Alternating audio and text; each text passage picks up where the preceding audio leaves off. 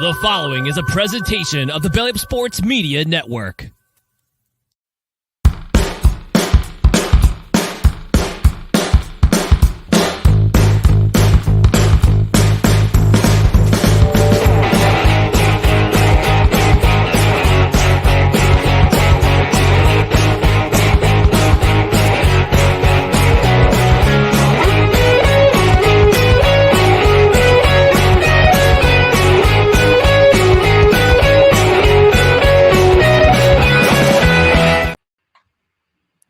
And good evening, everyone. Welcome, or good afternoon if you're on the Pacific Coast or if you're in the wrong time zone, but welcome to No Credentials Required, where you don't need a press pass to talk sports.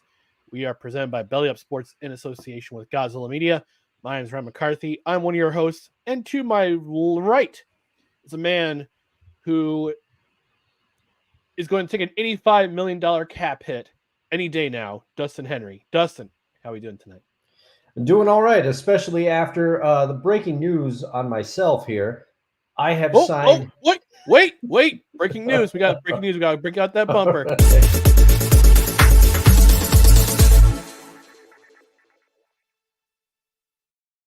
Barely a minute in, we got breaking news.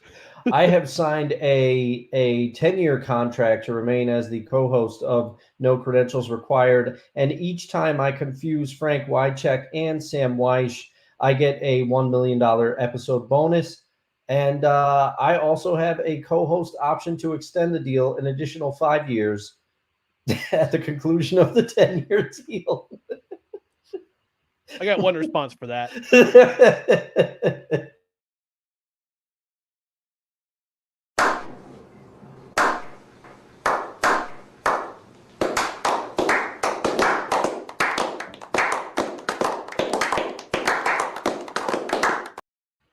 But what I didn't mention was that contract starts in 2050. So oh no, failure in negotiations on my part. That's why I should not represent myself. Yeah, you should have gotten Dr. Lady to represent you. Yeah, your lawyer sucks. Yeah. Well, we're gonna get into the main topic of discussion. Well, main topics of discussion. We got plenty to talk about today in just a moment. But first, before we go on, we're gonna talk to you about our social media channels right down here below: Twitter, Instagram, and the occasionally used TikTok. It's NoCredsREQ, Facebook.com/NoCredsREQ, YouTube.com/@NoCredsREQ. And also, if you please, would like, comment, share, and subscribe to all of our platforms. It also includes Rumble. If you're subscribed on Rumble, you watch the program tomorrow, but you feel free to leave a comment in the comments section of the show. On the podcast side, subscribe to the podcast on whichever podcast platform you are subscribed to, whether you go to Apple Podcasts, Spotify, Spreaker, Good Pods, iHeart, TuneIn, Pandora, whichever podcast platform you choose, please subscribe. And also, if you wouldn't mind, please rate and review. A 5-star rating would help out very, very much. And if you're on a platform where you can leave a review, we might even read it on the air. And because this is a live show on Tuesday nights at 8 p.m. Eastern, and occasionally on Saturday mornings at 10 a.m. Eastern, which we had a show on Saturday morning at 10 a.m. It was a banger. It was a banger. Let's just put it that way. So watch the replay, listen to the podcast, whichever you do. But because we're a live show, we got some comments already rolling in. We want your comments. And Dustin, I know you've been waiting with anticipation to hear that magical, magical sound for the last 3 days. Always.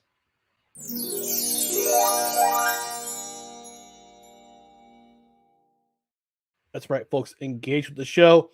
We want your comments, and that includes our good buddy Wonka the Sane checking in from, I believe it's checking in from Cincinnati, Ohio, if I'm not mistaken. But yeah, Wonka the Sane, thanks for checking in.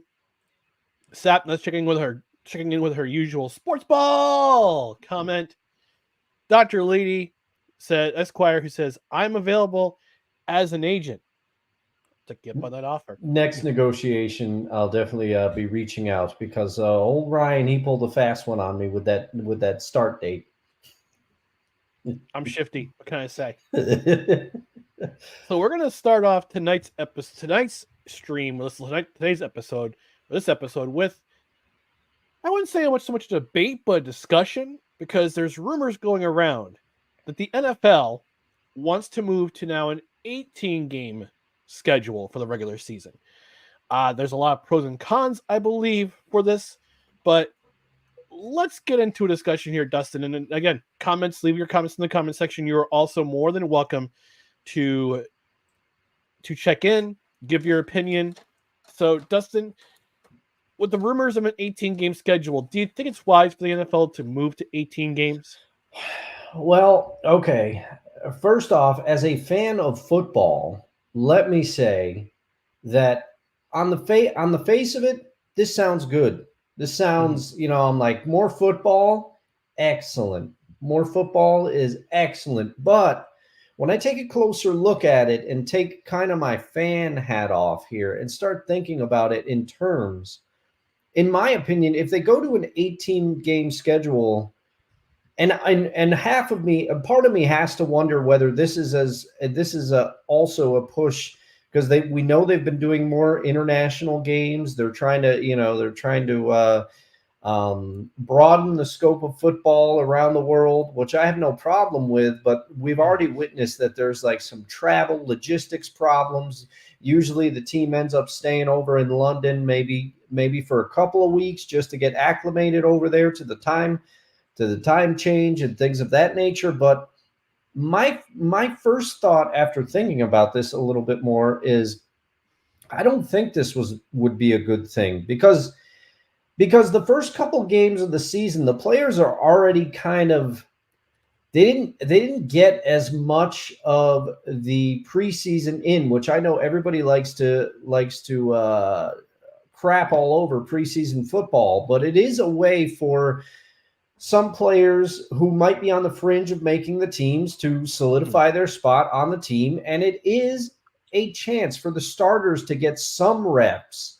You don't want to rest your entire starting squad. See Nathaniel Hackett, head coach Broncos 2022. That did not work out too well. You can't and it also prevents the first couple games of the season. I feel like you'll see an uptick in injuries, because unless they extended the regular season on the back end, which would throw off all the playoff schedule, they would probably cut more of the preseason games. And to me too, if you go to an 18th game, teams are already resting their starters if they've made the playoffs. This 18th game would be rest city. It's not like you're gonna, if you pay to see a week 18 game, if your team's already sewn up the playoffs, you're not going to see any of your starters in there. So, I mean, I have mixed reactions about this. And also, football is hard hitting. People can make fun of the players all they want about, they get paid so much. Well, the impact on the plays, just on the line, I've said this before, but it's because it blows my mind. The impact of the two lines running into each other, the offensive and defensive line, is the equivalent of a car crash on every single play. Yep. And you're going to put the human body through that. It's more risk for injury, so I'm not 100%. The fan side of me says more football is good. But once I took a closer look at it, I'm kind of leaning that we should not do this. Yeah, I mean, I have some concerns as well. I have to wonder. I mean, the owners want it because it's more money in their pockets. Mm-hmm. They would have more international money coming in because of the international games. My feeling on the matter is how the Players Association is going to react. I don't think they'll be for it, because they had the 17th game forced upon them. Mm-hmm. My feeling on that matter is that, hey, you get an extra paycheck. I mean, it's good for them, good for the players. You get an extra paycheck. On the flip side, though, I would have some caveats if I was a player. The first caveat is, okay, we get an extra bye week. We get an extra bye week to rest up, because 18 games is a lot of games. The Canadian Football League does 18 games. They have a 2-week preseason, and they have 18-game schedule. but but it's only a 9-team league, so there's going to be bye weeks here and there for every team. I think every team they have an unbalanced schedule, although next year it's going to change. So they play 3 games, they rest 1. Play 3 games, play 3 weeks, rest 1 week. Sometimes they have a short week. They'll play on a Sunday, then they'll turn around and play on a Thursday, like the NFL, like some of the NFL games do. But that's primarily towards the in the summer, the early part of the schedule when the NFL is not playing, because once the NFL hits, they avoid Thursday and Sunday games like the plague, unless it's the playoffs or the Grey Cup. So Yeah.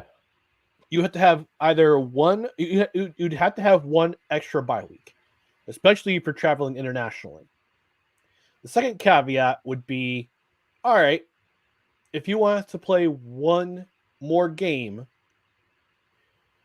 then we're gonna have to increase the salary cap, because we want to have more money. I mean, they already increased the salary cap a little bit, like I think by $15 million this past offseason. The NFL announced they're going to have to increase the salary cap even more, because with one more game, that's another paycheck. It's another paycheck, and it's going to cost owners money, yeah. And we talked about this on Saturday. We talked about how the NFLPA had their poll, and how some teams have some of the worst facilities that are like substandard for even FCS college teams. There are some FCS college teams that have better facilities than what these players have to endure for their facilities. So if I'm going to play an extra week, I want to make sure my body's in top condition. I want to make sure. Oh, I know, no more Thursday games.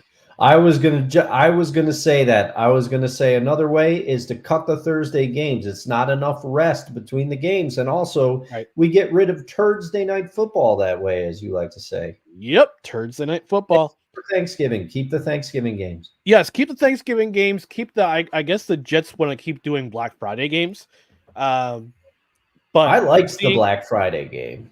Well, cool. I didn't like this Black Friday game because it was a disaster. But I remember back in I think it was in early 90s, the NFL experimented with 18 weeks, but instead of one bye week, instead of extending out the schedule by one extra game, what they would do is that they have a regular 16-game schedule and give teams 2 bye weeks. They experimented with that. And I don't know if it wasn't popular enough, or the owners didn't like it, or the players didn't like it. I don't remember that back in the day.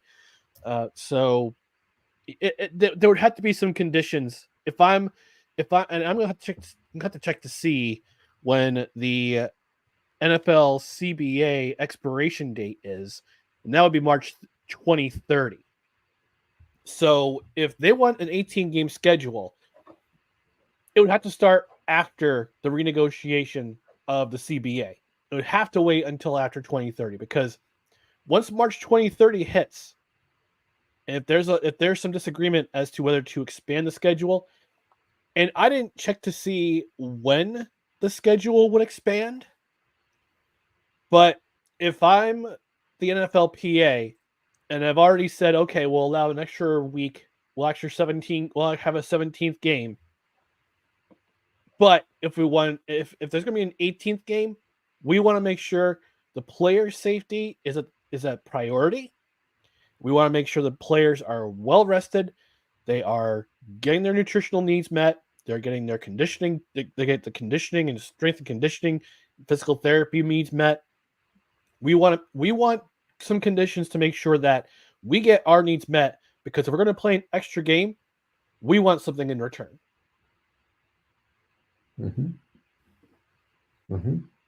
I think that's the way you laid it out. It makes sense. The players are not going to, especially as you pointed out with their reaction to the 17th game, they did not want to do the 17th game. It is well known. So you push them to 18, they're definitely going to want something in return, for sure. And I don't know. I think getting rid of, now Amazon Prime's not going to be happy with us, but I think getting rid of Thursday Night Football is a perfect solution, because largely, with the exception of a few great Thursday night games, a few memorable things. Thursday Night Football has been largely forgettable. Right. And I would try to expand the schedule for Monday night. Say Yeah, a if you have doubleheader maybe. a doubleheader. I love doubleheaders. Say you Yeah. have one game at 7:00 Eastern, the next game's at 10:00, and you put it on the West Coast. Make it a West Coast game. We played it in Las Vegas or Los Angeles or San Francisco, Seattle. One of those cities, one of those West Coast cities, would be, or move it back to like 6:30. Oh Make it a yeah. 6:30, 9:30 matchup. One thing I will say though is that we touched on this in the regular season.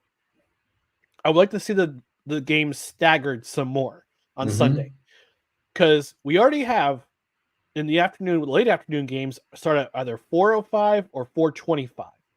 I would like to see the staggering of the schedule where kickoffs are at 1:05 and 1:25, because you fit more football in if you have some games going. If you have most of your games at 1:00 at 1:05. Most of your games are at 1:05, and you get a smattering of games here and there at 4:05 and 4:25. I want to see it staggered out because I watch Red Zone. I don't watch a game. I don't watch an individual game until the playoffs, or if a game really, really interests me. Like, I love Red Zone. Oh, Red Zone is the best. That's Scott Hansen. We know you're a big fan of Scott, No Credentials Required. We know you're a huge fan of our show. We love when you say those magical words every Sunday for 18 weeks during the season, for 18 Sundays, consecutive Sundays. Get ready for 7 hours of commercial-free football. Yes. Those have become my favorite words in the English dictionary. And once the 1:00 games are done, you only get a handful of late games between 4:00 and 4:25. And plus, it makes the witching hour so much more exciting if you stagger the schedule, because you get more games to watch that have a really great ending if games are at 1:25 and they have the 4:25 games. Fantastic. Yeah, because there's nothing, I mean, Red Zone is fantastic, but there's nothing worse than like that, after the Thursday, like the Thanksgiving week is one of the most subpar Red Zone football weeks, because a lot of times there's already been a bunch of teams that have played on Thanksgiving, and it was magnified with the Black Friday games, and then you still have the Monday night games after that. So that late window on a Sunday, you're getting like 4 teams total playing. And if one of those games stinks, it's not really good. It's no fun. And plus you go into the schedule where, after Thanksgiving week, you go into this part of the schedule where they have the Thursday night game. Then you have the triple header on Saturday.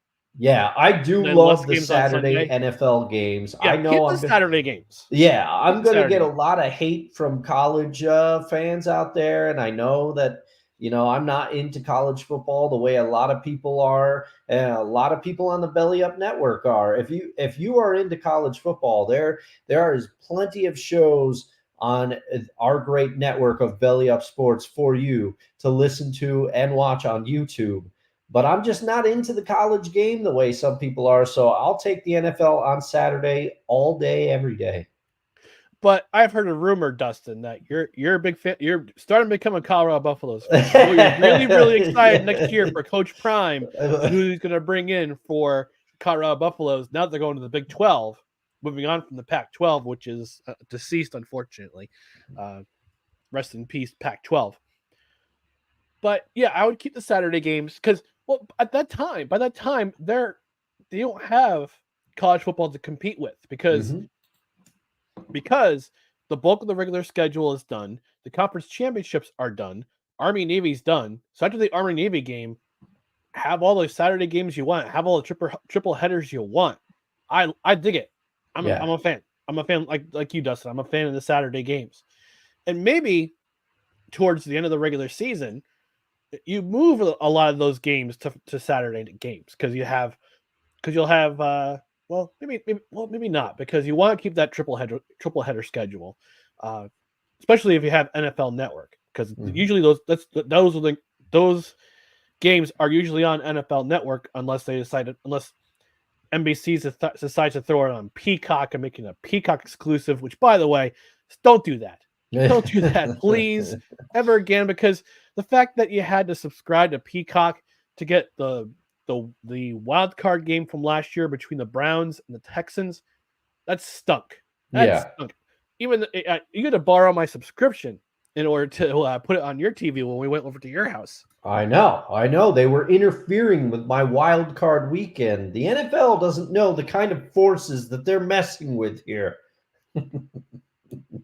Indeed. You will face Dustin Draft if you ever do that again.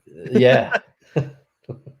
I mean, I think if the owners and the Players Association can work out some sort of deal where, yeah, the owners get more money, the owners will get more ticket sales, they'll get more international exposure, great.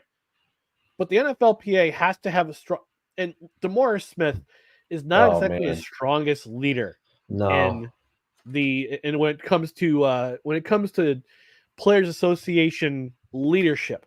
If I had power rankings right now, I would rank whoever is the head of the NHLPA, they're number 1, number 2, Tony Clark of the MLBPA, number 3, whoever is head of the NBA Players Association, and somewhere in 575th place is DeMaurice Smith of the NFLPA. So I think they need stronger leadership in order to drive that point home to say, okay, you want an 18th game on the schedule? Here's what you have to agree to. We need an extra bye week and no more Thursday night games.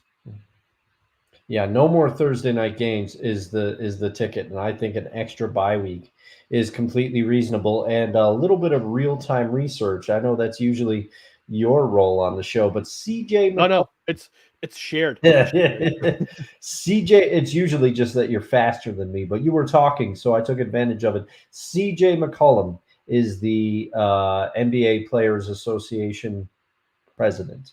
Okay.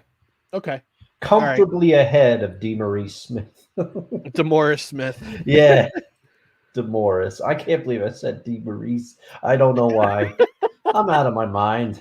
It's live. Well, I wouldn't say it's confusion part, but you pronounced it wrong. So I did. I guess it's an extra $500,000 for every. Yeah, I put the wrong.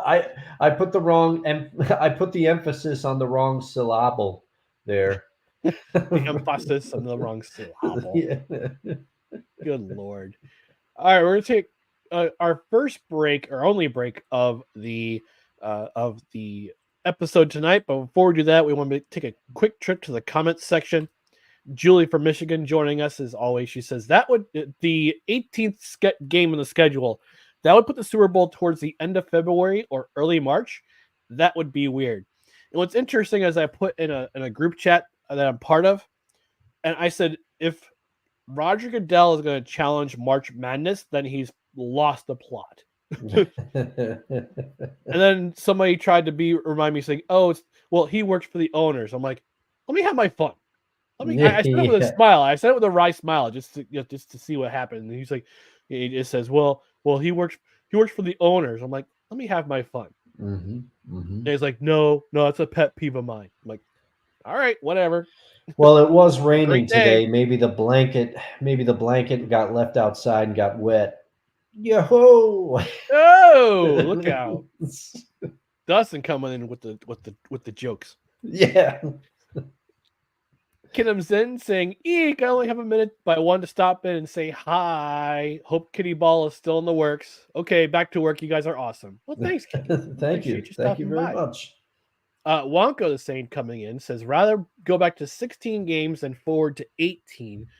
You can elongate the season with extra bye weeks. Yeah, exactly. I mean, there would have to be 20 weeks because we already have 18 weeks. We already have 18 weeks in the schedule because of the extra game, which gives you more. I guess it does elongate the season more. But yeah, you would have to have the season go 20 weeks instead of the 18 we have right now. He also he goes on to say, don't like Thursday night football either, but it can be saved with extra bye weeks. 16-game season with 3 bye weeks means no one has to play more than 4 weeks in a row. It's a good point. Yeah. Wonko's laying out some knowledge in the comments tonight. Some good takes out there. See, this is why we love our audience. They're intelligent. They're handsome. I presume they're handsome and very good looking, like the both of us are. Oh yeah. But mostly the intelligence. That's why they're here, for the intelligent discussion. And that's why I say quality. We love quality. We're about quality sports talk here on No Credentials Required. This is a quality comment. Yes, it is. Gold star. Speaking of Dig, Sick Diggy, friend of the show, checking in all the way from Norway, where I presume it's early morning there. He says, good morning, good afternoon, good evening, and good night. He goes on to say, for his following confusion, should Dustin sing Land of Confusion? If so, should it be the original by Genesis or the cover by Disturbed? I gotta go Collins. I'm not busting out Phil Collins. He strikes me as a person that is he's quick on the copyright strikes. We don't need that, so unfortunately, I will not be busting out the dulcet tones. But I would go with the original. Yeah, I'm pretty sure he'd be the type to the litigious type.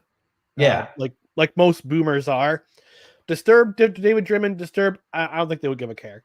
No, I don't think they'd care. And Phil Collins, I mean, I'm not trying to throw shade. I think I'm just spitting facts. He probably needs the money because he's been divorced a few times.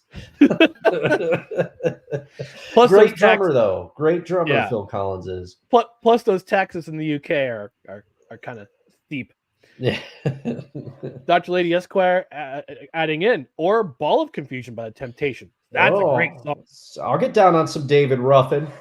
Ball of Confusion. Sick Diggy. An 18-game season. Bishop Bullwinkle, take it away. Hell no. To the no, no, no. Hell to the no. Hell to the no. To the no, no, no. Listen. He says, revert back to a 16-game season. Everybody's got their opinion tonight about what they're looking for with the NFL. Oh, yeah. He goes on to say, well, Dustin ain't too proud to beg. That's a good song, too. I'll take it. No, Marvin Gaye, or was it Salt and Peppa, or I can't remember who did a song in the 90s called Ain't Too Proud to Beg. Well, Ain't Too Proud to Beg. The one I'm thinking of is that's from the Marvin Gaye. Yeah. Right? Now it's Temptations. Temptations. Yeah, there's more Temptations. Okay. And TLC did a song. Oh, TLC did Too Proud to Beg, but instead of the T-O, it was number 2. Yeah. So. Okay. Popular. He also says it's 2:30 in the morning over in Norway, and Dr. Lady saying TLC. Yeah. Dr. Lady's faster than us as usual. Yeah, she's fast in the trigger. She's one of those real-time research fans. You know, yeah. She's a lawyer. She's a lawyer and a librarian, so she's got to look it up. Got to make sure everything's accurate. All right, we're going to take our commercial break. When we come back, we're going to go into a discussion about the cuts made about the NFL that happened today, and we're also going to go into a special edition of The List. My favorite drop. Yes, one of my favorite drops too. Here you are tuned in to No Credentials Required. Are you ready to elevate your sports betting experience? Look no further than DraftKings Sportsbook. Why choose DraftKings Sportsbook? Unmatched variety. Bet on your favorite sports leagues or discover new ones to follow. Live betting. Test your instincts and feel the adrenaline as you bet in real time while the game unfolds. Promotions and boosted odds. DraftKings keeps the excitement going with a range of promotions, odds boosts, and special offers. And a user-friendly interface. Whether you're a seasoned bettor or new to the game, DraftKings' intuitive platform makes placing bets a breeze. Ready to dive in? Belly Up Sports has partnered with DraftKings Sportsbook to give you an exclusive offer. Sign up at dkng.co/BellyUp150 and new customers will get $200 in bonus bets instantly when they bet $5 or more. Don't miss out on this opportunity to take your love for sports to the next level. Sign up today and let the games begin. Please gamble responsibly. 21 years or older. Eligibility restrictions apply. See website for details. That's right, folks. March Madness, or as I call it, Smarch Madness, is right around the corner. If you get the Smarch reference, we're friends. But DraftKings, your sports book, your favorite sports book, is back. And if you're in a state where you can legally have sports book and use sports book responsibly, please check out our link, which is dkng.co/bellyup150. New customers, if you put down a $5 deposit, you get up to $200 in bonus bets. So right on time. If you want to bet on who you think the national championship, who the NCAA national champion would be, whether you watch men's basketball, women's basketball, is Caitlin Clark going to be the most valuable player of the women's tournament? Or could a surprise team in both the men's and women's bracket show up in the national championship game and shock everyone? We've seen some shockers over the last couple of years. Florida Atlantic. Remember what happened last year with Florida Atlantic? They went all the way to the national championship and almost beat UConn to win that thing. But if you're going to do that, if you're going to do some gaming, and again, we want to remind you, please game responsibly. Go to DraftKings, dkng.co/BellyUp150. A $5 deposit for new customers gets you up to $200 in bonus bets. We got some more comments in the comment section.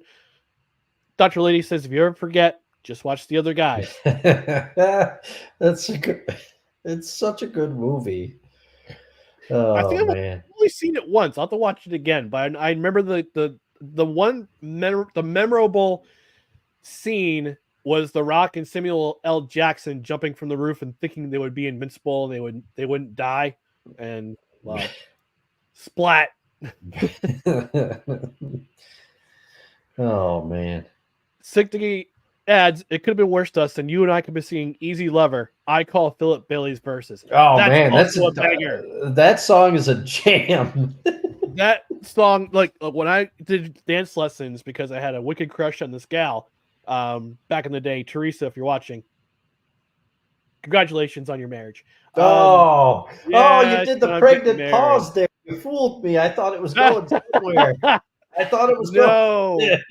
Oh, geez. No, but back in the day, when I took dance lessons because I was trying to impress this girl, Easy Lover would be one of the songs that would come up, and we either do the hustle or we do the two-step to that song. So it's always been a great song. I remember it from way back in the day. Philip Bailey, Earth, Wind, and Fire. Shout out to you, sir. Oh, yeah. Sick asks, does anyone notice the background song for the DraftKings ad is Maxwell Jacob Friedman's song on AEW? Yes. And the funniest part is that that's on YouTube. That's on the YouTube Creator Studio. Yeah. It's a what do you call it? A copyright free song. Which is crazy to me. That's I just, as soon as I heard it, I was like, that's MJF. But yeah, apparently that's where AEW got it. YouTube sound library. It's a wonderful thing. YouTube sound library. It's copyright free. I won't get a copyright strike. And yeah, if that was MGF's doing, awesome job. Yeah. And thanks for the music. Dr. Lady Esquire says that's the beginning of the movie. LOL. Yeah, I know. That's the most memorable part that I remember. Well, am I okay? Am I misremembering movies? Because which one was the one with Will Ferrell and Mark Wahlberg? And that's the other guys. Yeah, that's the other guys. Yep. So the part I remember from that movie is, and it gets me every time. I'm starting to laugh now that I think about it, and it's all I remember. They're singing a song, and Will Ferrell just says, "Then they all got pink eye." Like the way I don't know why, but that always. And the other part I remember now is the fact that Will Ferrell's wife, he kept calling his wife ugly during the entire movie. Yeah. And come to find out, it's Ava Mendes who was gorgeous. It's like what? In what universe is she ugly? Yeah. Oh, that movie. Goodness. That movie, I got to go back and view it again. Yeah, I gotta go back and watch it. We'll go back to the comment section at the end of the show. But in the meantime, we're talking about some NFL notable cuts. And we had quite a few notable cuts over the past, I'd probably say 24 hours or so. The most notable being, and I'll take it away here. One Russell Wilson, formerly of the Denver Broncos, he will be released at the beginning of the NFL.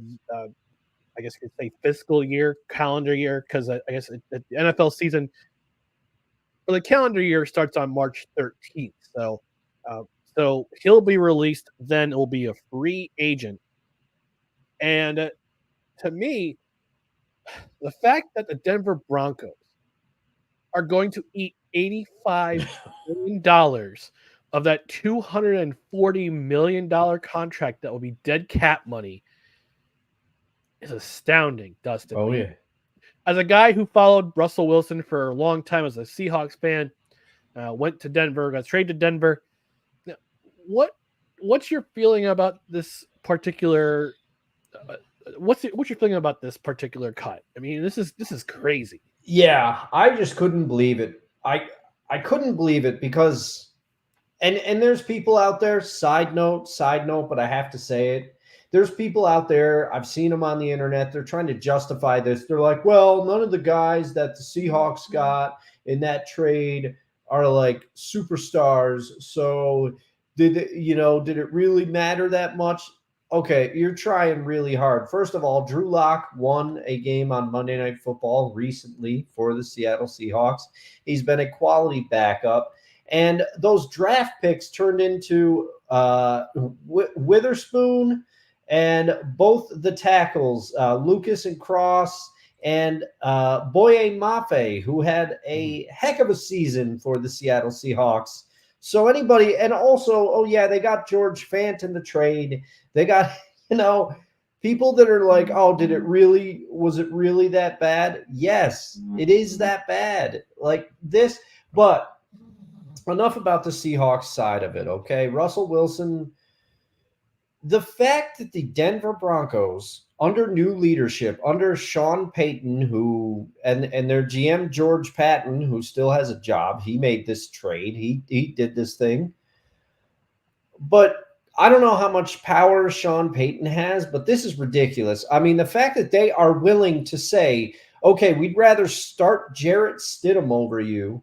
When Russ did have, don't look now, was he great? No. But did he have a bounce back season? Yes. And did he have the Broncos on the verge of a playoff berth? If they had maybe kept them in there. Not only a playoff berth, but a divisional win, a division championship.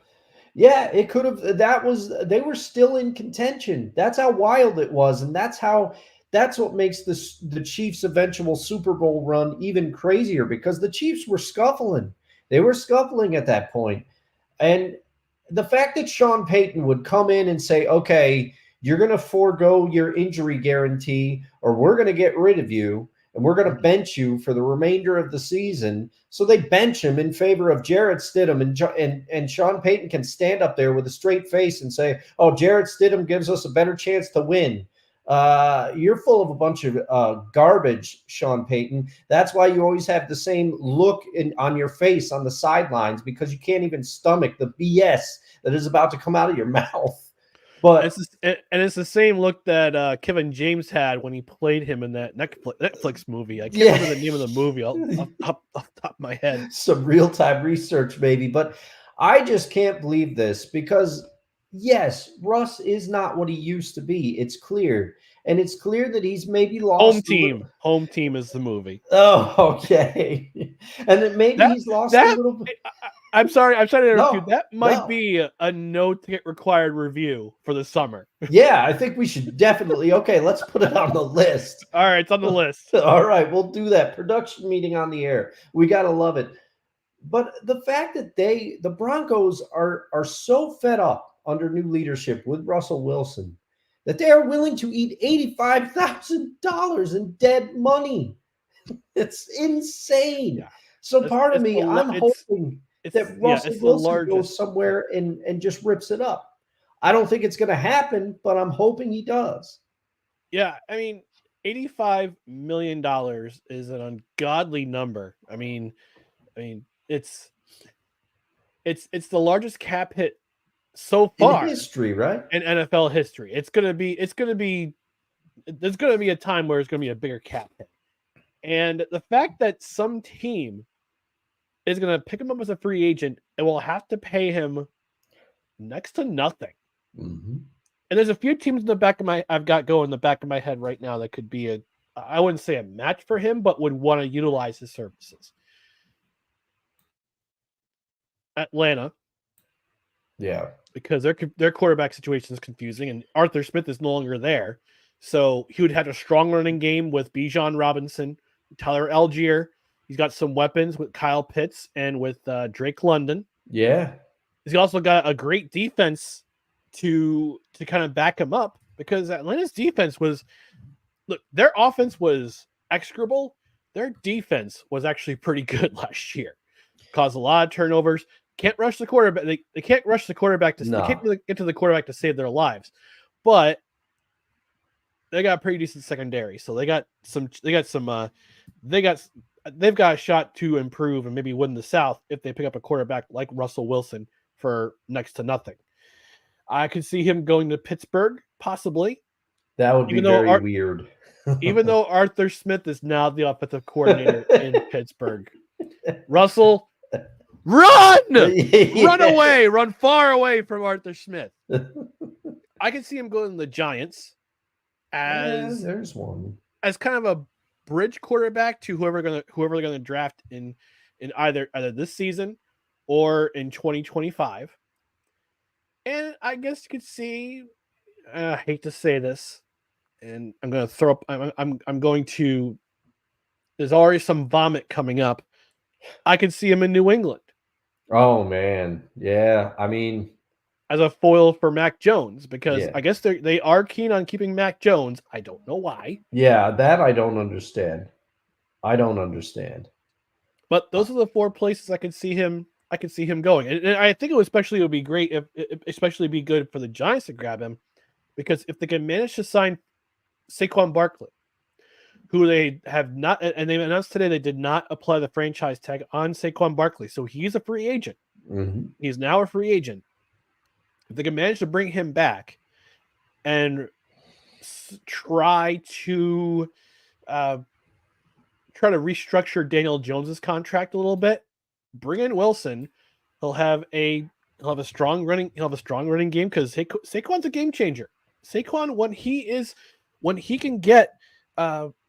can get going, he's a game changer. Plus, if you win the New York market, you'll become a demigod, I guess. Yeah.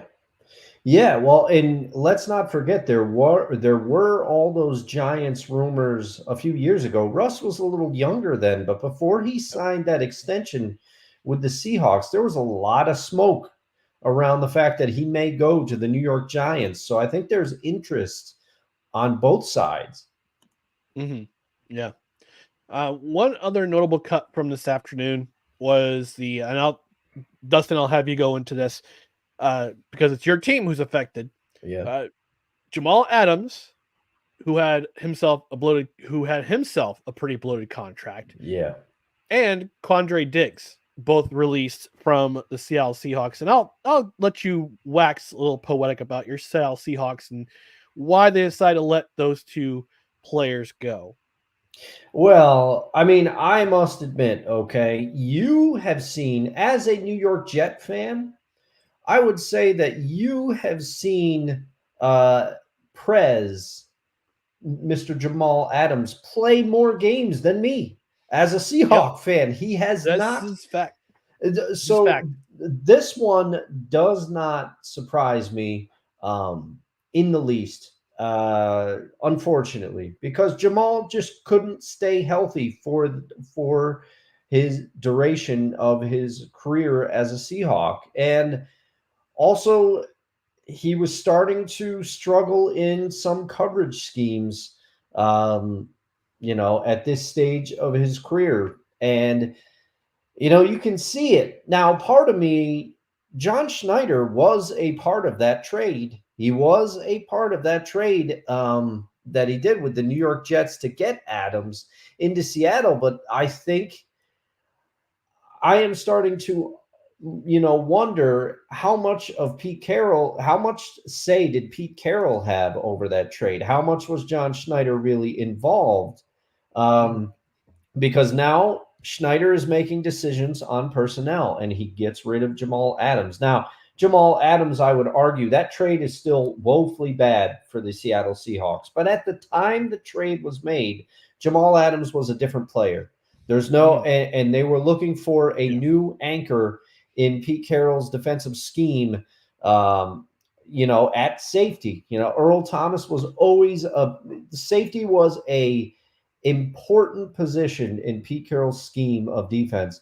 But this one did not surprise me. Quandre Diggs, that surprised me a little bit. That just because Quandre was well liked and well respected in the locker room, he was a defensive captain for the Seahawks, but his play had started to dip over the last couple of seasons, and he just seemed to use a popular expression, he seemed like he'd lost a little bit of a step. If I remember, he came over from Detroit. I'm trying to remember if that's where he was before.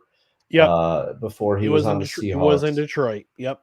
But so I was a little more surprised to see Quandre go. But Quandre was also somebody, like I said, he had started to lose just a bit of a step. And also, how much of this is Mike McDonald and John Schneider trying to put their imprint on the team? And then as part of this, Will Dissly was also let go today. He was also cut. Will Dissly had, some big catches as a tight end. He was also, by all reports, underrated as a blocker, but I always thought he was a bit more of an offensive option at tight end, but I always thought it was comical that the Seahawks had on the field at any given time, it was 3 tight ends. All those years, there were the years where they had Zach Wilson, they had Luke Wilson, they had, they just always, under the Pete Carroll era Seahawks, they had 3 tight end schemes and 3 tight ends on the roster, and they would kind of interchange them. But so Will Dissly, also thank you for your time as a Seahawk. But I have to say, Prez's contract, and I don't know if he's earned that nickname anymore. That's one of the worst in recent memory. Former Prez. Yeah, just a very just a very ill-advised contract. You can't prognosticate these things, but he barely played at all for the Seahawks. Couldn't stay healthy. This doesn't surprise me. I'm going to ask you a question, and if you don't know the answer, feel free to say so. There really are no right or wrong answers. So I looked at the cap hit on the dead money hit on Spot Track. Take a guess on what the cap hit is, the dead money cap hit is for both Adams and Diggs. Oh man. I'm going to guess. Does it give? Well, I have no idea. Because all I've got in my mind is $25 million, but I think that's the amount of cap money they will save by making this move, or free up rather. But I have no idea what the dead hit is. The dead hit for Jamal Adams is $20.8 million. Oof. And the dead hit for Quandre Diggs is $10.3 million, roughly. Oh, man. So about $31 million in dead cap money they'll have on the contract, on the books for this year. So it's going to be interesting to see what happens the next couple of days, to see which other veteran players are going to be cap casualties. Because starting next Thursday, let the games begin. Free agency's right around the corner.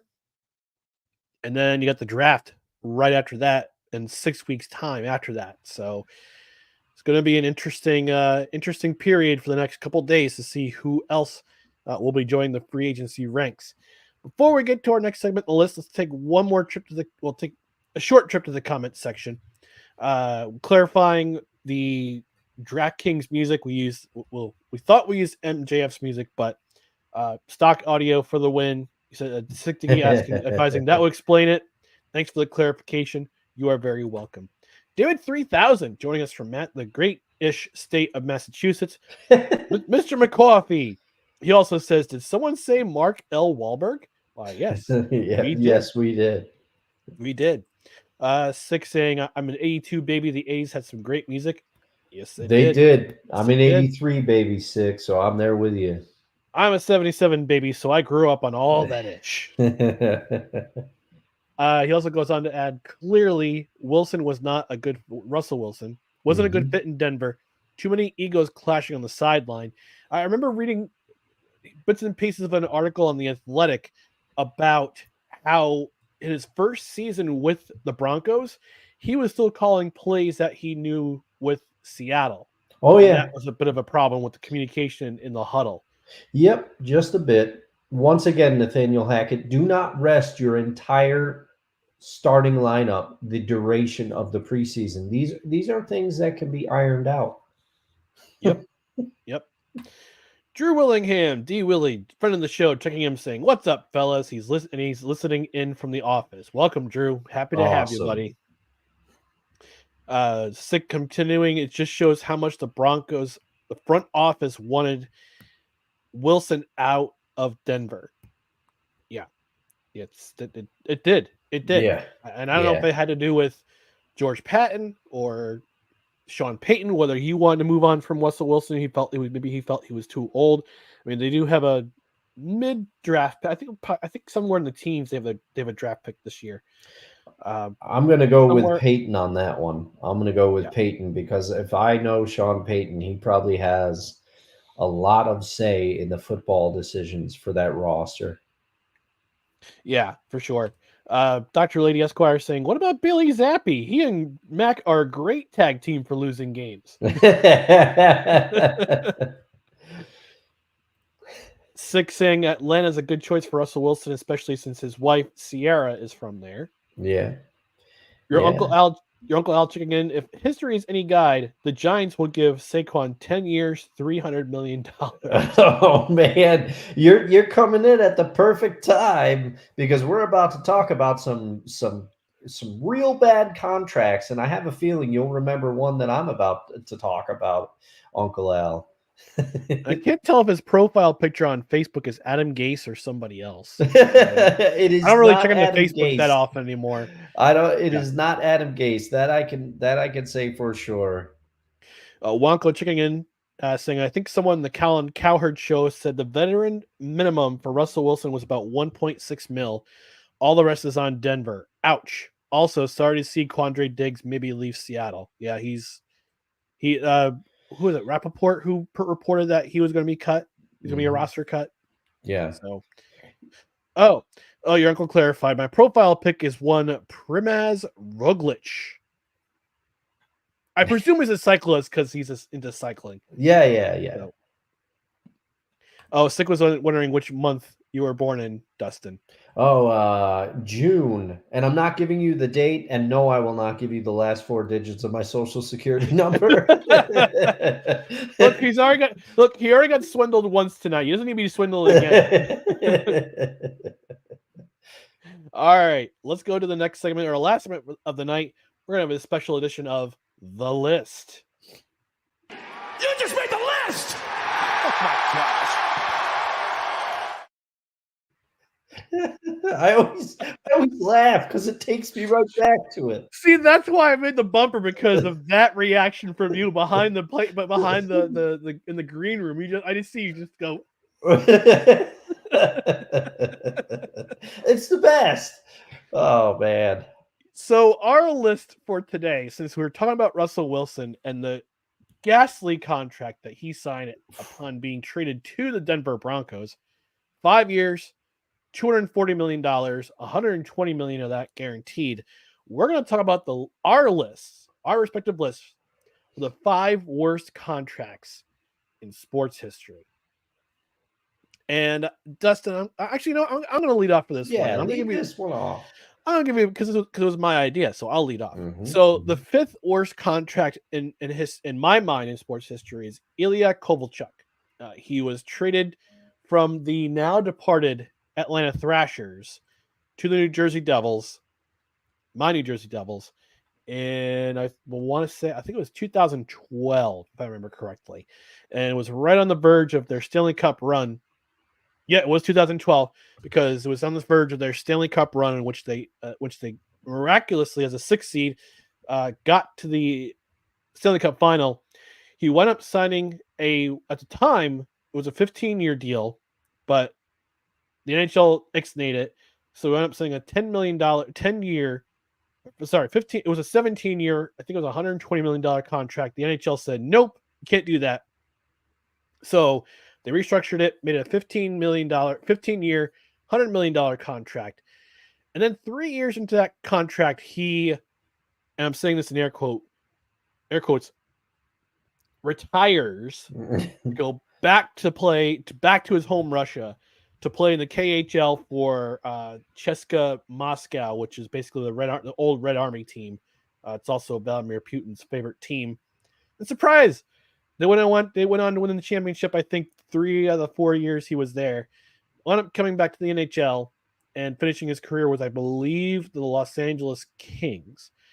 But it was a horrible contract at the time because 3 years into that 15-year contract, he air quotes again, retires. Mm-hmm. And it leaves the New Jersey Devils with 12 years of cap recapture fees, which is sports math is hard, especially cap math. But for the next 12 years, the next 12 years, the New Jersey Devils had $650,000 of his contract on the books. Oh. And yeah, thankfully that scenario ended when he signed with Montreal. He came back to the NHL and played with Montreal, and then went to the Los Angeles Kings. So that, in my mind, is the 5th worst contract in sports history. So, Dustin, for the 5th worst contract in sports history, what was your number 5? All right, number 5. Number five for me is it's a recent one. And I'll caveat this. I did not have as good a memory because I started thinking about this, and I started thinking about some of the contracts. It's like, oh, do you talk about DiPietro because of all the injuries and stuff, and that it was the 10-year contract at the time? And I started going back, and I was like, Giambi's contract was pretty bad because, towards the end of it, he wasn't doing anything. A-Rod, that was another thing. That contract was an albatross, the impact it had on the team. But I started going back through, and I just couldn't get over the contract. Number 5 is Deshaun Watson for me.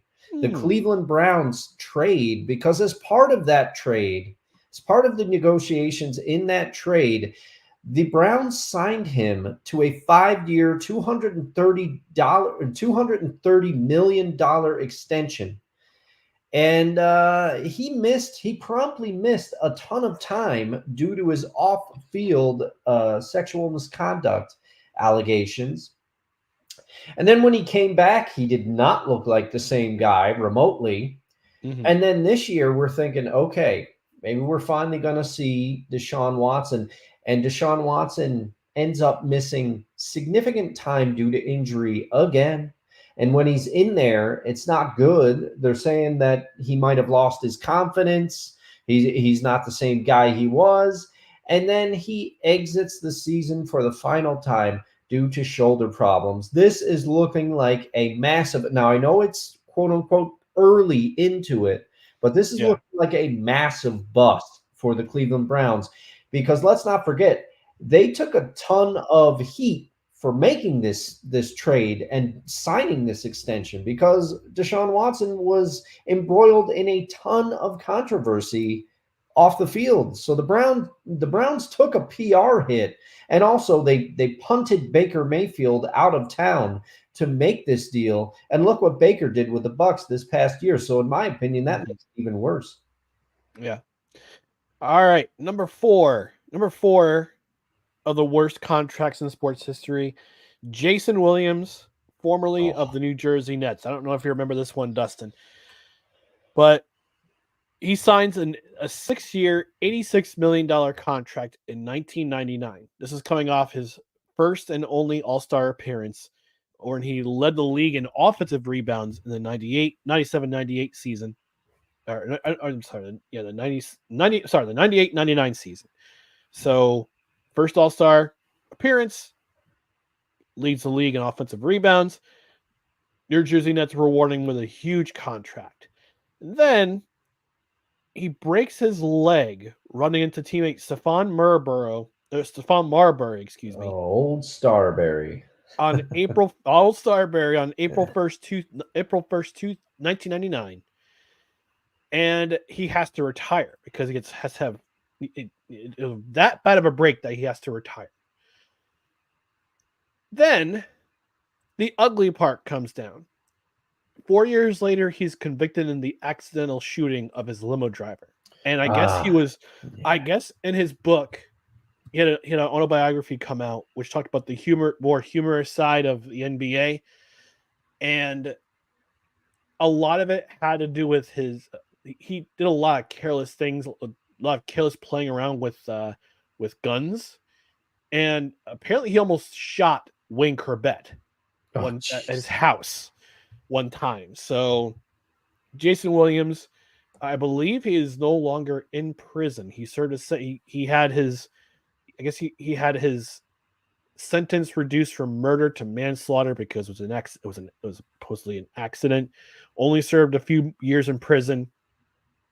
Got out on parole, but he barely lasted one full season into a 6-year deal for $86 million. And that, to me, that spells trouble.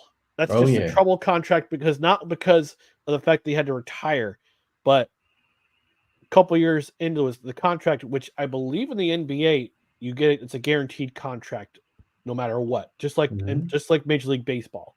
That contract's on the books forever because they have a very soft salary cap in the NBA. But this was just a terrible deal. And the fact that he retired so early in his prime, and the Nets had that contract on the books for that long, that just spells a really bad contract. So, So what's your number 4, Dustin? Number 4. Number 4 for me is another recent one. Trevor Bauer signing to the Dodgers signing with the Dodgers, rather. They signed him to a 3-year, $102 million contract. Now, it should be noted that before this, Trevor Bauer, already viewed by a lot of people as a POS at worst, and at best, very controversial, okay? The Dodgers signed him knowing all of this, and I think that's why the term of the contract was relatively short, but it didn't save them because Trevor Bauer, he started 17 games for the Dodgers, but he was suspended by Major League Baseball for 2 years due to, you guessed it, sexual misconduct allegations. So that $102 million for 3 years, you paid for 17 games. I'm sorry to the Dodgers fans out there. We have one in the chat if memory serves us, but I'm very sorry, but that is a terrible contract. No, I believe Dr. Lady is an Angels fan. Oh, yeah. But she loosely follows the Dodgers because she was she was in that particular region of California. Number three. I remember this one. Remember this one, Dustin? Pablo Sandoval. Oh yeah, Panda. The Panda. Won himself a couple of rings with the San Francisco Giants in 2010 and 2012. Becomes a free agent after the 2013 season. Signs a 5-year, $95 million contract with the Boston Red Sox. Oof. He plays a grand total of 161 games for the Red Sox. In the 3 years he was in Boston, was released in 2017. He made just over $590,000 per game played with the Red Sox. And he floated around with a couple more teams after that.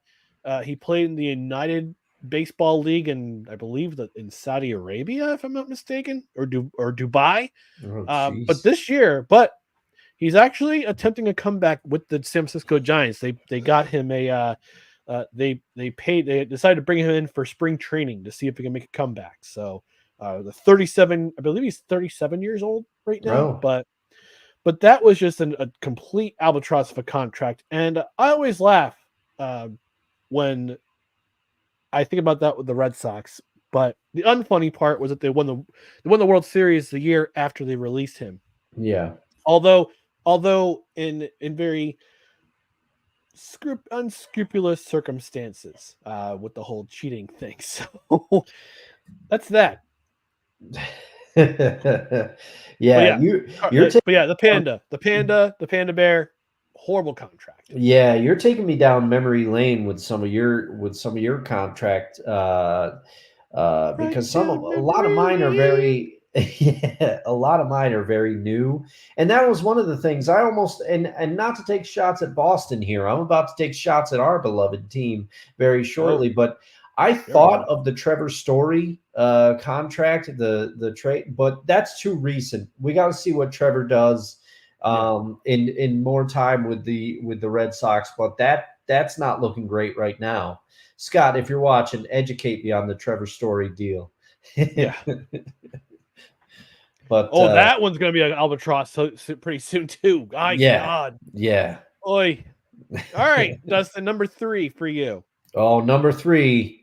Uncle Al, if you're still in the chat, you'll remember this one. This came to mind almost immediately, and if it wasn't for the two that are going to follow it, this would have been my number 1. This contract is horrific, not so much for the amount, but you got to figure this was a few years ago. Money was different. But my number 3 is Carl Pavano on the New York Yankees. This was one of the worst contracts. As soon as this came up, Pavano appeared in my mind like a specter. And I'm saying to myself, I had to do some research before the show. I don't usually do this, as obviously, as you all know, I'm misquoting names all the time and stuff. But I did some research because I was like, is it as bad as I remember? And it is worse. The New York Yankees, after Carl Pavano had an amazing season in Florida, the New York Yankees signed him to a $39.95 million deal for 4 years. Okay, the first year, he goes 4-2 in 10 starts in 2005 before shutting down due to shoulder pain. In 2006, he has a bruised buttocks, which causes him to miss his opening day start of that season. He rehabbed, but then got into a car accident and broke his ribs. He reportedly failed to disclose this to the team until the day before he was supposed to be activated. In 2007, he did not pitch well and had Tommy John surgery, and then struggled in 2008 after coming back, making 7 total starts with a 5.77 ERA. And that is the magic of Carl Pavano on the New York Yankees. He was supposed to be one of the anchors in that rotation. And I still remember, now this is rumored, I can't verify it, but I read it in I read it in an article years ago, and it was that apparently some of the Yankees players used to pat a spot in the Yankees locker room and say, I'm touching the ghost of the babe for some good luck or whatever, stuff like that. I guess it was a ritual on some of the teams, and it was rumored that the Yankees, as a joke, would touch an electrical box that was in like a comical state of disrepair, and they would say, "This one's for Carl Pavano." It's something crazy like that. But Carl Pavano, horrific contract. Not so much for the amount, but for the amount that they got out of him in 4 years, terrible. Yeah, I mean, there's plenty of New York Yankees contracts that were Yeah. horrible. There's a lot. Kevin Brown. Let's see, Kevin Brown, Jacoby Ellsbury. Oh, yeah. Jacoby Ellsbury was terrible. What was it? Ernie Witt back in the day. That's way back in the day. I'm going to say, let me think who else. Giancarlo Stanton. That's a pretty horrible contract. Yeah. Good God. So number 2 for me, and also before we move on, your uncle definitely called it. Carl Provano showed up with a mask and a gun to get paid by the Yankees. 4 years, $40 million. Yep. All right, so my number 2 contract is Russell Wilson. Traded by Seattle to Denver in 2021 and immediately signs, as mentioned before, a 5-year, $240 million extension. And I apologize for the amount. I got the amount wrong. It was $124 million guaranteed at signing. Had 2 very underwhelming seasons in the Mile High City. Although you could argue last year was starting to become a bounce back year. Yeah, it was a, if we were to equate it to a bouncy ball, it's not one of those ones that's like brand new out of the package, or the egg rather, and you throw it on the pavement and it just takes off. This bouncy ball had some years on it. You had to kind of throw it and it would bounce up a little bit, but he was, compared to last year, you could argue there was no place to go but up. This past year he had an okay season, but not for that contract. No, not for that contract. He underwhelmed. Very much underwhelmed that contract. And what was your number 2? Number 2, and I was going to say Russ would have been my number 1 because I have a recency thing, but then and I got to admit, you're going to see how the sausage is made. But I had completely forgotten about the contract that you are about to mention. And when you mentioned it, I was like, I cannot dispute this. This is a terrible contract. Yeah. And number 1 with a bullet, and if I had a drum roll, I'd play it, but I don't have it. Number 1 with a bullet is Albert Haynesworth. He was drafted by the Tennessee Titans, was a 2-time All-Pro, 2-time Pro Bowler, the 2008 Defensive Player of the Year. And in 2009, the drunken pirate owner of the then Washington Redskins signed him to a 7-year, $100 million contract, $20 million guaranteed, which was at the time one of the biggest contracts in the NFL. However, he never, ever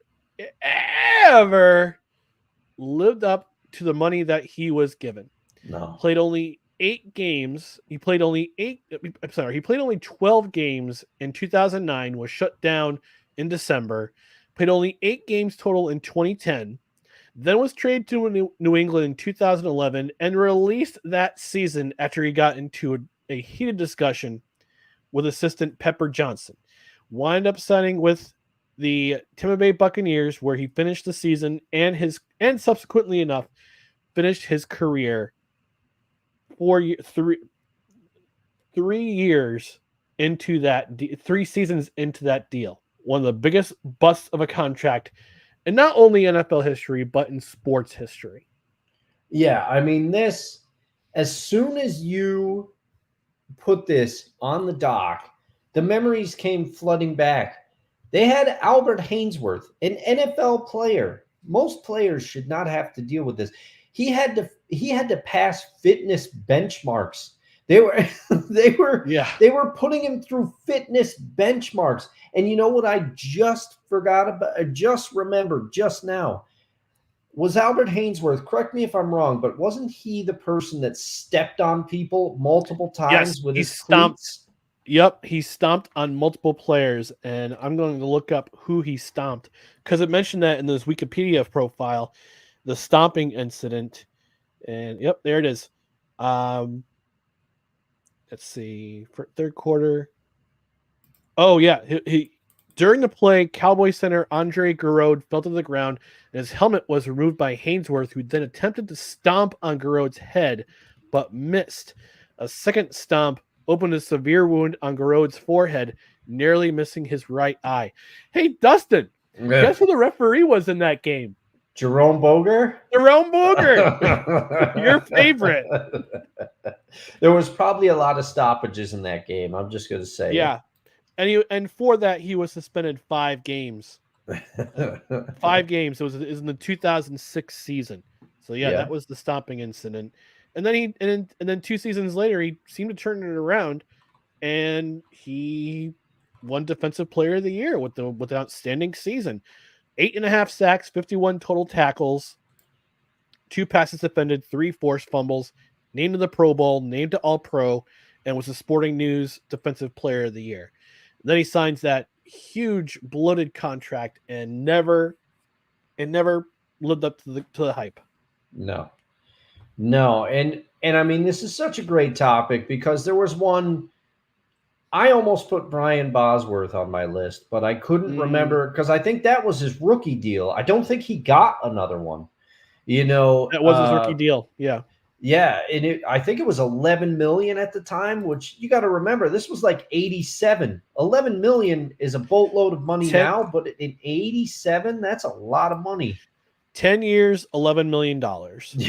Yeah, and suffice it to say, that contract did not go very well at all. But few can compare to the futility of Mr. Hainsworth on that's number one. That was a good poll by you. And as soon as I saw it, I said, I can't come up with anything. And I thought I was going to catch a lot of flack because I was going to talk a lot about Seahawks contracts and Yankees contracts. But these are our teams. So these are the contracts we remember.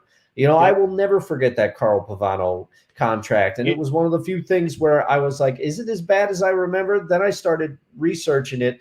And I was like, oh, it's worse. It's worse than I remember because I had forgotten about the whole car accident thing. I remembered the bruised buttocks. You don't forget about that. But I'm surprised your uncle didn't mention Scott Gomez signing with the Rangers, 8 years, $51 million, and woefully underperformed in that contract because he was supposed to be the guy who was supposed to be the first line center, setting up all those goals, but it didn't come to pass for the Rangers. He wound up going to Montreal, where he basically finished his career there. Hey, 1-2 Stanley Cups with my New Jersey Devils. So you had to get that in there. I had to get that in there because I'm a sad New Jersey Devils fan at the moment. So, all right. Well, that was this edition of The List. You just made the list! Oh, my gosh. I still see you chuckle in the background every time I play that. Well, plus the oh my gosh by I believe Tony Schiavone in the background. Nope. Michael Cole.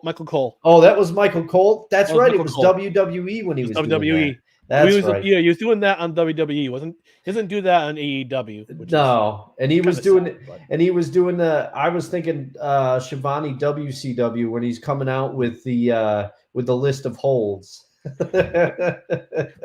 Armbar. All right, let's take one more quick trip to the comment section before we take off for this edition. No credentials required. Your Uncle Al says bikes. In regards to Hermaz Roglic. Sick Diggy says September 82 Virgo Chinese zodiac is a fog. I think he meant a dog. Well, that comment left me foggy. Your Uncle Al says for the worst contracts, Bobby Bonilla with the Mets, Jason Giambi with the Yankees.